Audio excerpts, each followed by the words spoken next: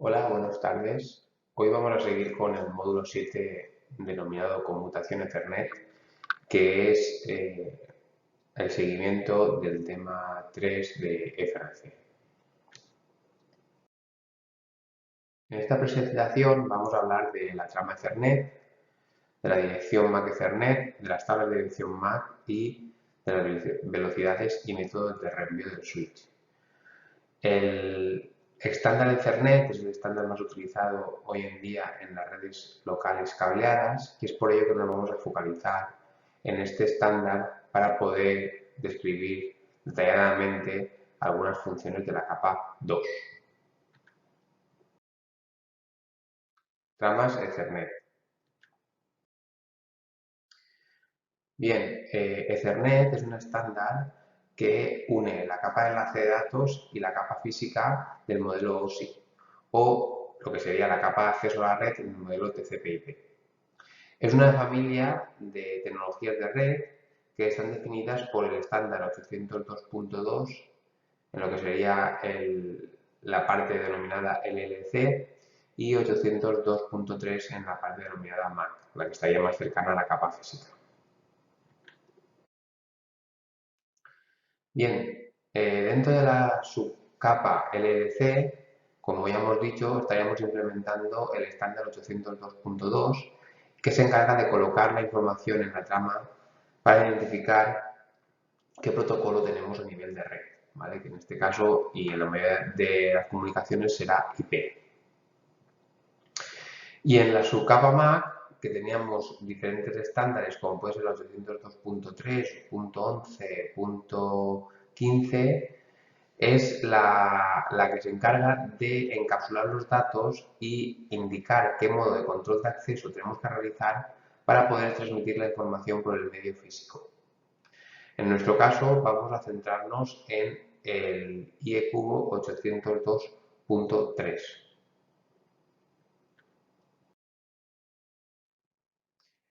Bien, como hemos dicho, nos focalizamos en Ethernet y por tanto estaríamos hablando de lo que sería el protocolo IEcubo 802.3. Y para ello vamos a primero indicar qué tarea realiza el encapsulamiento de datos en este estándar. Primero tendremos que definir lo que es la trama de Ethernet, ¿vale? Cómo está compuesta, con qué bits se trabaja y qué tipo de direcciones utilizamos en este tipo de protocolo. Después tendremos las propias direcciones de Ethernet que están totalmente ligadas a las direcciones MAC origen y destino que se utilizan para poder comunicar las diferentes interfaces de red dentro de una misma LAN. Y por último tendríamos una tarea que también realiza esta subcapa, que es la detección de errores, ¿vale? La trama Ethernet incluye un tráiler que se encarga de una comprobación de tipo FCS o checksum para detectar errores. Bien, la subcapa MAC, la que está más cercana a la parte física, incluye las especificaciones para diferentes estándares de comunicaciones Ethernet, es decir, bien aquellos que trabajan sobre cable, bien aquellos que trabajan sobre fibra. Como podemos ver en la imagen, pues tendríamos diferentes subestándares del IEQ802 pues para cada tipo de comunicación. 802.3U para Fast Ethernet, 802.3Z para Gigabit Ethernet sobre fibra, 802.3 AD para Gigabit sobre cobre y 802.3 AE para 10 Gigabit sobre fibra. Como Ethernet hereda el funcionamiento de una topología basada en bus, es propio que en ese tipo de topologías hubiera un acceso a lo que es el medio mediante un dispositivo hub duplex o con medio compartido. Es por ello que se utilizaría el método de acceso CSMA-CD que hemos visto en el capítulo anterior. Pero bueno, hoy en día, gracias al avance en la tecnología, este tipo de dispositivos son muy poco utilizados y siempre utilizaremos conmutadores o switches que trabajan en modo full duplex. Por tanto, las comunicaciones en full duplex, como ya también comentamos en el tema anterior, pues no requieren de un control de acceso a través del algoritmo CSMA-CD. Aquí tenéis lo que sería la trama de Ethernet. La trama de Ethernet está formada por un tamaño mínimo de 64 bytes y un máximo de 1518. Como podéis ver, existe un campo que es un preámbulo, ¿vale? El cual nos delimita que va a ser una trama de tipo Ethernet, y después tendríamos las direcciones destino y direcciones origen a nivel MAC, que ahora hablaremos de ellas, y están formadas por 6 bytes. Después habrían 2 bytes para identificar el tipo de datos de la capa superior y la longitud de la información también de la capa 2. Después ya vendrían los propios datos, que sería el paquete que viene del nivel 3, y por último 4 bits que estarían asociados a la parte del tráiler para realizar la detección de errores.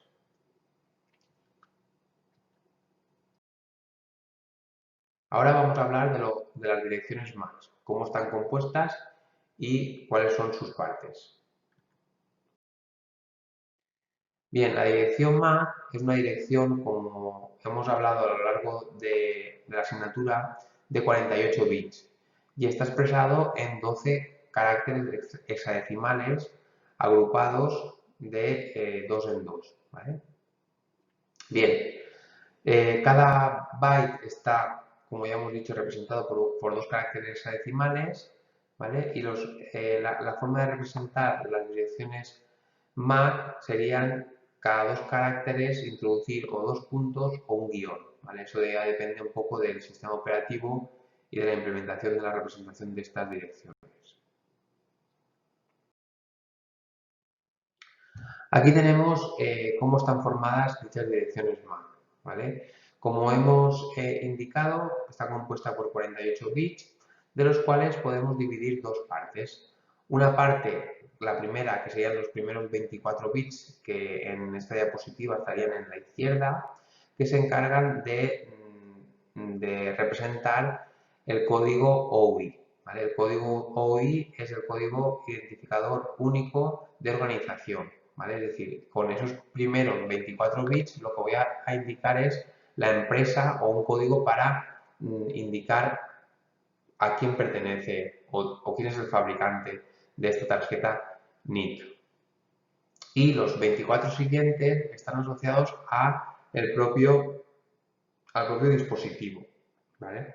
Por ejemplo, en el caso del IEcubo, pues Cisco tiene asignado el OI 00602F. ¿Vale? Por tanto, cualquier tarjeta Cisco que cuelgue de ese identificador, porque hoy en día pues, Cisco tiene varios identificadores a nivel de OI, pues imaginaos que es una red, o mejor dicho, es una tarjeta que tiene identificador único de 3A07BC. Por tanto, la dirección MAC sería la unión de la OI más el identificador único de la interfaz, ¿vale? Por tanto, sería 0060 2F 3A70BC, ¿vale?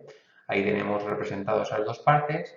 Como veis, pues bueno, es bastante sencillo de recordar, ¿vale? 48 bits, la primera mitad, la mitad de la izquierda asociada a un identificador de empresa, y la siguiente mitad, los 24 bits más cercanos a la derecha, se encargarían de identificar al propio dispositivo.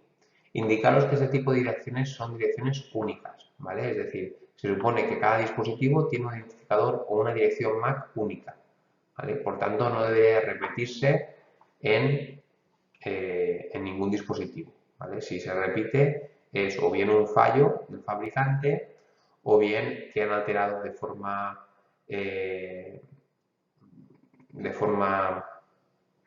no sé, de una forma no correcta lo que sería la dirección MAC, ¿vale? Bien, ahora lo que vamos a hacer es analizar cómo los dispositivos procesan las tramas a nivel Ethernet, ¿vale? Bien, lo primero que realizan los dispositivos, una vez está la trama en el medio Ethernet, es escuchar el medio, ¿vale? Una trama, en principio, irá dirigida solo a aquella interfaz donde esté el dispositivo destino. Pero en el caso de que este dispositivo destino comparta un medio, como podría ser, se enviará a todo el medio, ¿vale? Por tanto, lo que harán los dispositivos es escuchar la trama, comprobar si esa trama está dirigida a ellos, es decir, si ellos son la dirección destino, y en el caso de que no lo sean, se descarta, ¿vale? Por tanto, no hay ningún proceso de desencapsulado ni nada, sino simplemente ven que la dirección destino no es la suya y por tanto ese paquete no va dirigido a mí y por tanto no lo leo, ¿vale? Existen tramas las cuales están orientadas a comunicar con varios dispositivos, ¿vale? Como veremos a continuación. Por ejemplo, si es una trama de tipo broadcast, ¿vale? Pues esa trama va dirigida a todos, por tanto todos las deben procesar. O si es dirigida a un grupo multicast, es decir, va dirigida a un grupo de usuarios, pues el grupo de usuarios que contenga la dirección del grupo, pues sí que tendrá que atender a esa trama, mientras que el resto no deberían de tener en cuenta la trama y por tanto descartarla.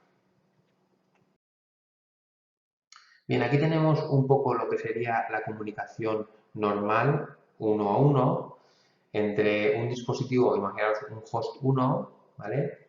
Y un servidor que también indica ahí con una IP 192.168.1.200, ¿vale? Bien, en el caso que observamos aquí, como podéis ver, vamos a seleccionar. Como podéis ver, la dirección IP origen sería la 192.168.5, que sería la que está representada aquí en el paquete IP. Después tendríamos que la IP destino sería la 1.200, que sería la que tenemos aquí. ¿Vale? Y ahora, como estamos dentro de la misma LAN, la dirección destino MAC sería la propia del servidor y la dirección origen de la MAC, ¿vale? Sería la propia del host 1. ¿Vale? En ese caso, como podéis ver, el host, mejor dicho, la trama llega al switch y el switch solo la reenvía por el puerto donde está el destino, ¿vale? Recordad que la primera vez que se envía un paquete IP, si el host origen no conoce la dirección MAC destino, lo que utilizará es bien el protocolo ARP en el caso de IP versión 4 o el Neighbor Discovery, el ICMP ND Neighbor Discovery en el caso de IP versión 6. En el caso de que tengamos una difusión broadcast, es decir, que la trama queremos enviar a todos los miembros o a todos los hosts de esa LAN, lo que tendremos que hacer es utilizar la dirección MAC todo a unos, ¿vale? La FF, FF, FF, FF, FF, FF, todo F, los 48 bits a 1. ¿Vale? En ese caso tendríamos lo mismo, es decir, una dirección origen que vendría aquí, una IP origen, la IP destino que sería la IP con toda la parte de host a 1, ¿vale? De host estaría todo a unos, ¿vale? Todo a unos, que sería una dirección multicast. Después tendría la MAC origen, que sería la que corresponde a la MAC origen, y la MAC destino, que estaría referenciada a todos, ¿vale? A todos los dispositivos. ¿Vale? Entonces, eso lo que hace es que una trama que entra al switch, esa trama es enviada por todas las bocas existentes, excepto por la de la entrada. ¿Vale? Por tanto, el mensaje se enviaría a todos los destinos posibles.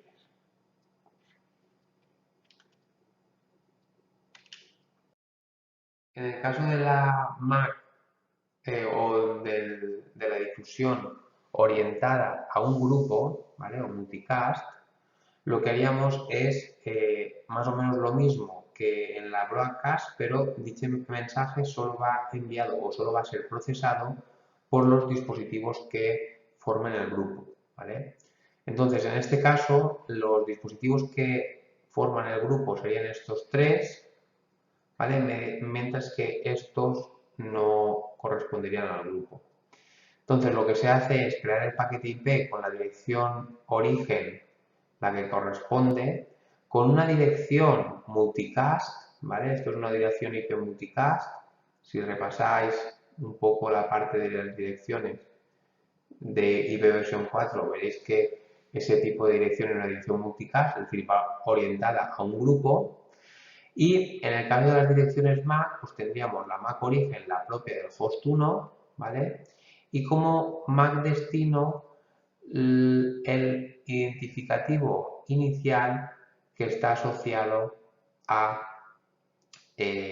un paquete multidifusión, ¿vale? Es decir, orientado a un envío a un grupo de host, ¿vale? Eso en el caso de IP versión 4, ¿vale? En el caso de IP versión 4. En el caso de IP versión 6, esa MAC debería comenzar por 3333, ¿vale? Bien. Este tipo de mensajes puede ser o podría aparentar que a lo mejor no son muy utilizados, pero sí, ¿vale? Existen diferentes direcciones, en este caso multicast a nivel 2, que se utilizan para protocolos propios de este nivel, ¿vale? Como por ejemplo el protocolo Spanning Tree que veremos en los próximos días, ¿vale?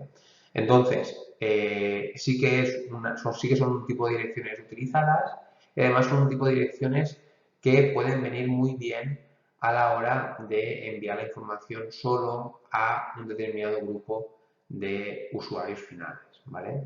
Decir que lo que es el conmutador Ethernet, cuando tenemos una difusión multicast, lo que hacemos es enviar el paquete por todos los interfaces. Lo que pasa es que solo serán atendidos aquellos que pertenecen al grupo, ¿vale? Por tanto, en cierta forma, estamos haciendo un broadcast, pero que solo será atendido por aquellos que pertenecen al grupo y no por todos los que forman la red, ¿vale? Bien, vamos a hablar ahora de las tablas de direcciones MAC. Un switch Ethernet trabaja solo a nivel 2, ¿vale? Por tanto, solo trabaja con las direcciones MAC. Una cosa extra que podemos o que hemos hecho en la práctica 2 es añadir una IP para darle opciones de configuración, pero realmente ellos solo trabajan a nivel 2, ¿vale? Por tanto, no tienen conocimiento de los datos que se transportan a nivel de IP, es decir, solo saben hablar nivel 1 y nivel 2, no saben hablar el nivel 3 que sería nivel de red. En cambio, los routers sí, ¿vale? Los routers hablan nivel 1, nivel 2 y nivel 3, ¿vale? Bien, el switch toma sus decisiones de reenvío únicamente atendiendo a lo que son las direcciones MAC de nivel 2, ¿vale? Por tanto, tenemos que empezar a ser conscientes de ello, ¿vale? Por defecto, un switch cuando lo encendemos, nada más lo encendemos, las direcciones o las tablas de direcciones están vacías, ¿vale? Por tanto, tendremos que ver cómo se van rellenando esas tablas CAM, ¿vale? Son las tablas de memoria de contenido direccionable asociado a nivel 2 en los propios switches, para así tener una gestión o un control entre las direcciones o los dispositivos MAC que están conectados a cada uno de los puertos, ¿vale? Por tanto, la tabla CAM lo que hace es eso, es hacer una relación entre el host que está conectado en el puerto X, ¿vale? El otro host que está conectado en el puerto y eso es lo que mantiene esa tabla. Bien, vamos a ver cuáles son las tareas principales de un switch, ¿vale? Un switch realiza principalmente dos tareas, una que sería la tarea de aprendizaje y otra que sería la tarea de reenvío. En la primera tarea, que es la tarea de aprendizaje, lo que se va a realizar es que el switch va a aprender qué direcciones MAC tiene conectadas y a qué puerto están dichas direcciones MAC, ¿vale? ¿Eso cómo se realiza? Pues en las primeras de cambio lo que se hace es cuando me llega un paquete, o mejor dicho una trama, lo que hago es enviar dicha trama por todos los puertos excepto por el que me ha llegado, ¿vale? Esa trama solo será atendida por aquel dispositivo que tenga dirección MAC destino la propia de la trama y el resto descartará el paquete. Con esa contestación de la trama, lo que hará el switch es indicar qué dirección está asociada a qué puerto. Y así, en el próximo reenvío, si la dirección destino MAC ya la tengo registrada en mi tabla CAM, lo único que haré es enviar el paquete por el puerto al cual está conectado esta dirección, ¿vale? Dichas tablas se mantienen a lo largo del tiempo con el intercambio de mensajes, ¿vale? Y si una entrada no se actualiza en menos de 5 minutos, se borra de la tabla, ¿vale? Y por tanto, una vez borrada, volveríamos a comenzar el proceso. El proceso de reenvío es, bueno, si la dirección MAC destino es una dirección de tipo unicast, pues el switch lo que hace es buscar la dirección MAC en su tabla CAM, ve lo que es la dirección, mejor dicho, el puerto de salida y enviaría dicha trama por ese puerto, ¿vale? En el caso de que sea una multicast, lo enviaría por todos los puertos, ¿vale? Y en el caso de que sea una multicast también, ¿vale? Tanto como una broadcast como una multicast se envían por todos los puertos, ¿vale? Y en el caso de que no exista la dirección, pues bueno, tendríamos otra vez el proceso de volver a enviar por todos los puertos y que solo conteste por aquel que tenga como destino la dirección MAC destino. Bien, en este caso, imaginad que ya ha habido una comunicación entre A y B y por tanto, como veis, la tabla CAM ya está rellena en esos dos puertos, ¿vale? Es decir, tenemos el puerto 1 que estaría en la 000A y en el puerto 4 la 000B. Si desde A quisiéramos enviar a B, ¿vale? Si desde A quisiéramos enviar a B, lo que haríamos es, como dicha información, es decir, la dirección MAC destino no está en su tabla CAM, lo que haría es enviar dicha trama por todos los puertos, ¿vale? Entonces, como contestaría B, lo que haría es incluir una nueva entrada en la tabla CAM donde diría que el puerto 2 está asociado a la MAC 000B, ¿vale? Bien, aquí tenemos un ejemplo,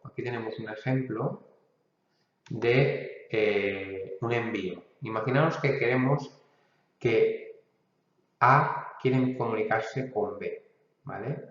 Por tanto, lo que va a ocurrir es que se crea la trama tal y como aparece aquí, ¿vale? Y se envía al switch. Entonces, el switch enviará dicha trama a todos los puertos que haya algo conectado debido a que no hay ninguna entrada en su tabla CAM. Y introduce una nueva entrada indicando que por el puerto 1 me ha enviado la 00, ¿vale? Entonces, de esa información, por ejemplo, llega a la MAC B, que es la MAC destino, por tanto va a contestar, ¿vale? Pero también se envía por el puerto 4, que va a otro switch, ¿vale? Y va a buscar a ver si hay alguna información más por los puertos que tiene el conectado. Esa entrada lo que me provocaría es una nueva entrada en el switch 2, indicando que por el puerto 1 me ha entrado información de la 00A. Como ninguno de los dispositivos a los que está conectado alguno de los puertos correspondería a la dirección 00B, dichos dispositivos no atienden a la petición y terminaría esa parte de comunicación. Pero como B sí que tenía la dirección destino, va a contestar a dicha información. Entonces contesta y como la dirección destino A ya tiene una entrada en lo que sería el puerto 1, dicho paquete solo viajará hacia A, ¿vale? Hará este viaje, porque en el puerto 1 ya estaba asociado dicha información, ¿vale? Además, eso lo que me provoca es una entrada también en la tabla CAN del switch 1, indicando que el 00B estaba en el puerto 3. Ahora imaginaros que A quiere comunicarse con D, ¿vale? Es decir, quiere comunicarse con este. Vale, atendiendo a que ya teníamos conocimiento de esta información, ¿vale?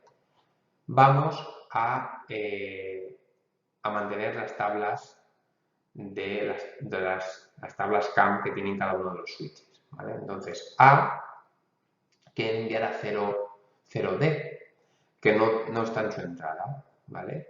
Por tanto, va a enviar dicha información por todos los puertos donde haya alguna conexión, ¿vale? B, como no es el destino, no atiende a la petición, ¿vale? Y se sigue enviando al switch 2. El switch 2 envía por el puerto 2 y por el puerto 4. Dicha información ya la tenía incluida porque era la MAC A, la vuelve a renovar, ¿vale? C tampoco atenderá porque no va dirigida a él. Y D sí que atenderá dicha información, ¿vale? Por tanto, él sí que la va a atender. Entonces, cuando ve que él es la dirección destino, lo que va a hacer es contestar, ¿vale? Donde la dirección fuente ahora va a ser el 00D y la dirección destino va a ser el 00A, ¿vale? La trama la va a formar de nuevo.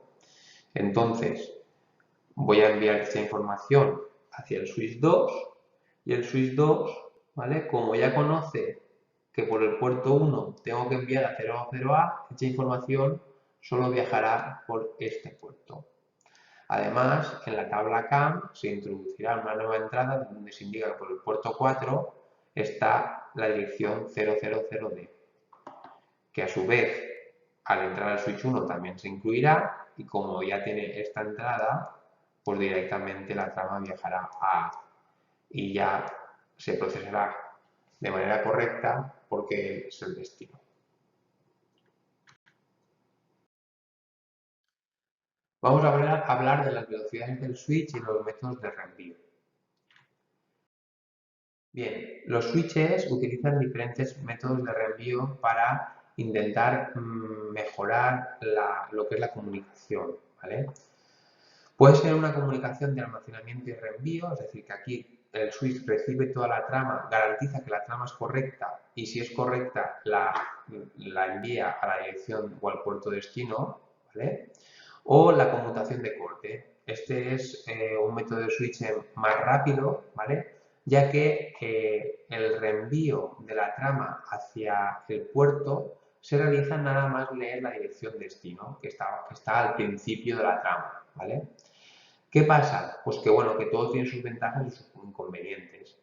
La principal ventaja de la conmutación de almacenamiento y reenvío es que determina si una trama tiene errores o no, y en el caso de que tenga errores, pues el switch la descarta y por tanto no envía información a otro puerto que más tarde que más tarde se tiene que volver a descartar, ¿vale?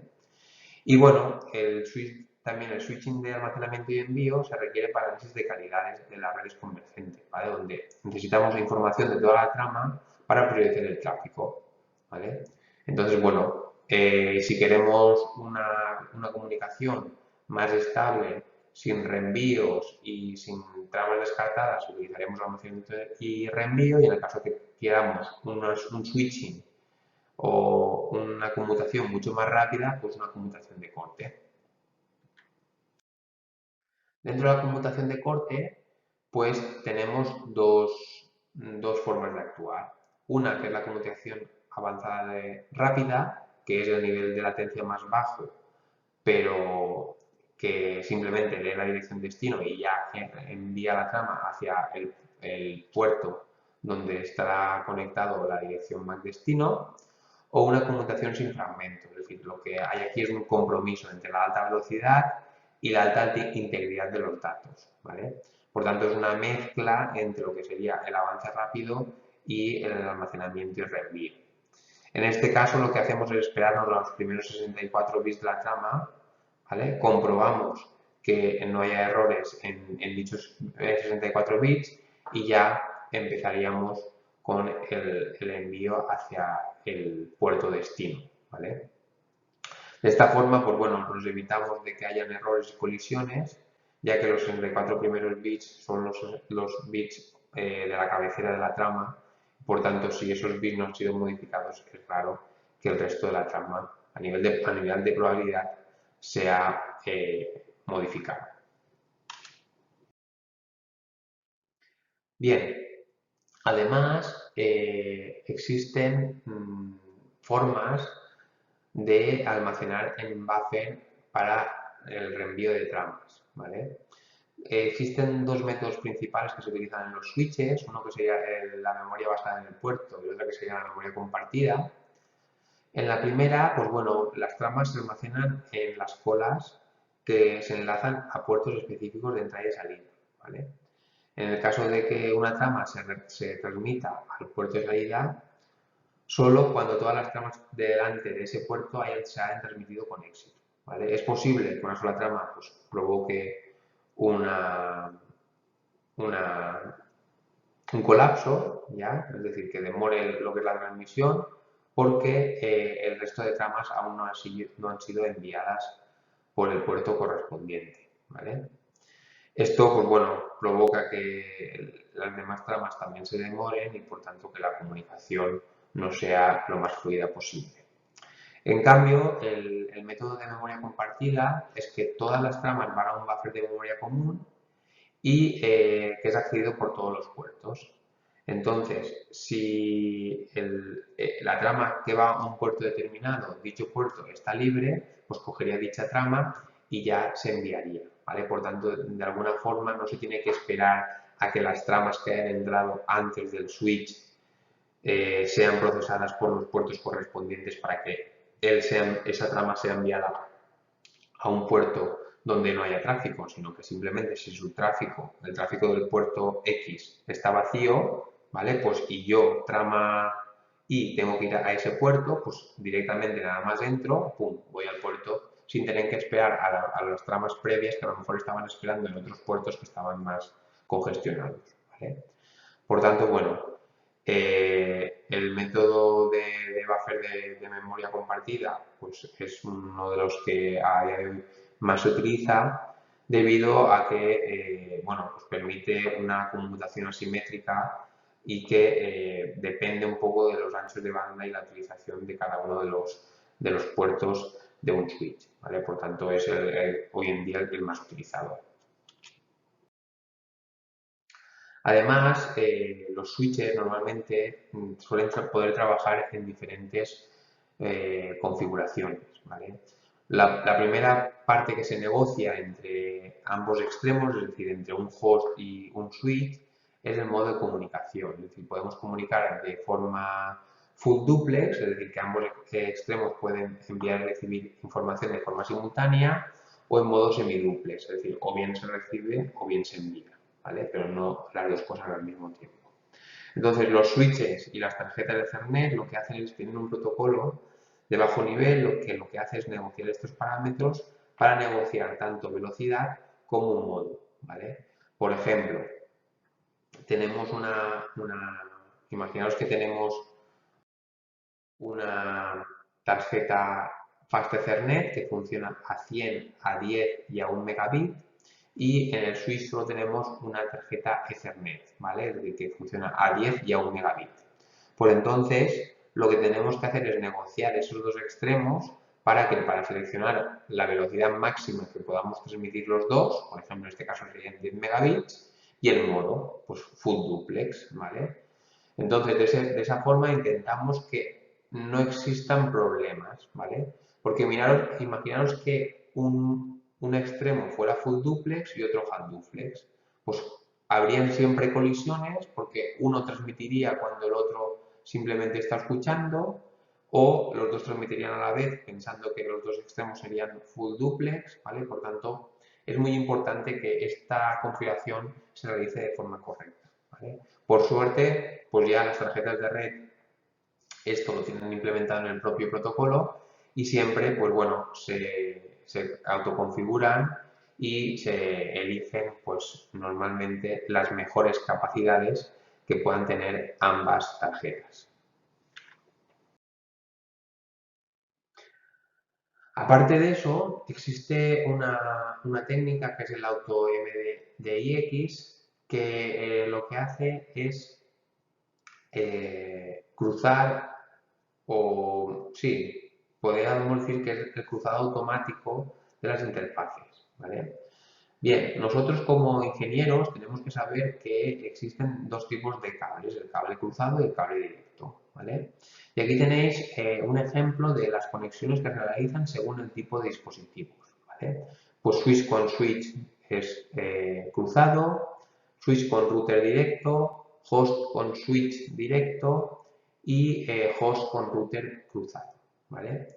Hoy en día la mayoría de tarjetas de red tienen la capacidad de, si necesitan cruzarse, ¿vale? Lo hacen de forma automática. Pero esto no quita a que nosotros, como ingenieros, sepamos qué tipo de cable tendríamos que introducir, ¿vale? Por tanto, es importante que recordéis este tipo de conexiones, ¿vale? Entonces, existe la posibilidad, hoy en día la mayoría de tarjetas de red realizan este autocruzado automático en caso de que sea necesario, pero no está de más conocer qué tipo de cable se utiliza según la conexión de host router, host switch o switch host o switch perdón router o switch switch, ¿vale? Y aquí arriba pues tenéis lo que serían las conexiones y qué tipo de cables se manejan. Bien, por último vamos a hacer un resumen. Hemos visto las principales características del protocolo Ethernet, sobre todo nos hemos focalizado en la subcapa MAC, donde hemos hablado de las tramas de Ethernet, el tipo de direcciones que se utilizan, que son las direcciones MAC, que están formadas por 48 bits, y la importancia de dichas direcciones para la comunicación a nivel local, que según el tipo de comunicación, ya sea unicast, multicast o broadcast, utilizaremos una dirección MAC de diferente tipo, pues si es unicast, pues la propia del destino, si es broadcast, todo a unos, y si es multicast, pues un rango de direcciones que hemos indicado. Y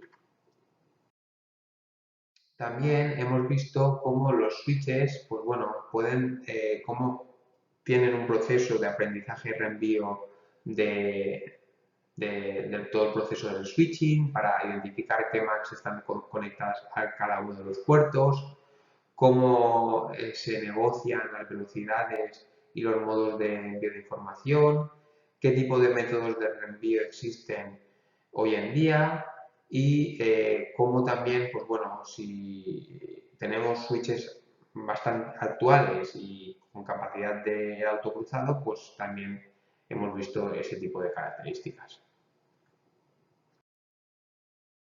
Aquí tenemos los términos que hemos hablado, pues el Story and Forward, el Pass-Through, el Switching Fragment Free, hemos hablado del OUI, de ARP, del Neighbor Discovery, etcétera, ¿vale? Todo son conceptos o términos que se han tratado en este tema. Bueno, y con esto terminaríamos este módulo y nada, espero que os haya gustado la explicación. Hasta luego.